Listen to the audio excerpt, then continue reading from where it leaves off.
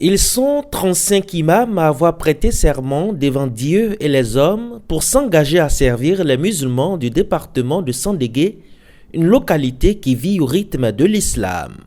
Le canton Barbo est un canton entièrement musulman et ce n'est donc pas étonnant que ce genre de cérémonie se déroule ici sous la présidence du cheikh Aïma Diakité.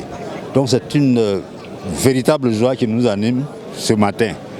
Nous avons 35 villages bien comptés et il n'y a aucun autochtone de la région qui n'est pas musulman. Ce samedi, autorités coutumières, religieuses et administratives ont bravé la pluie pour être témoins de l'histoire du département de Sandégué. C'est la première fois depuis que le Barbo est créé qu'on voit ceci. Donc vraiment, tous ceux qui ont organisé ça, je leur tire mon chapeau pour les remercier. Et puis le cheikh qui est venu, vraiment, je lui remercie pour qu'il puisse avoir longue vie. Pour que nous les musulmans, on continue toujours la même harmonie à forger ensemble. Je pense que c'est une grande première pour moi de voir nos guides religieux honorés par la présence de l'éminent cheikh Aïman. Ce n'est qu'un honneur pour nous. Et vivement, nous prions Dieu pour que vraiment cette cérémonie soit vraiment suivie.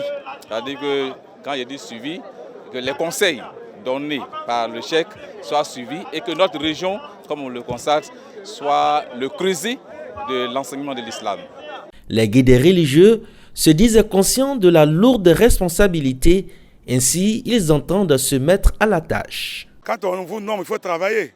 Voilà, on va maintenant qu'on a les pleins pouvoirs pour servir la religion, on saura maintenant comment poser nos actes. Surtout l'éducation, comme le cheikh a dit, pour que nos enfants soient éduqués, sur le plan moderne comme sur le plan spirituel.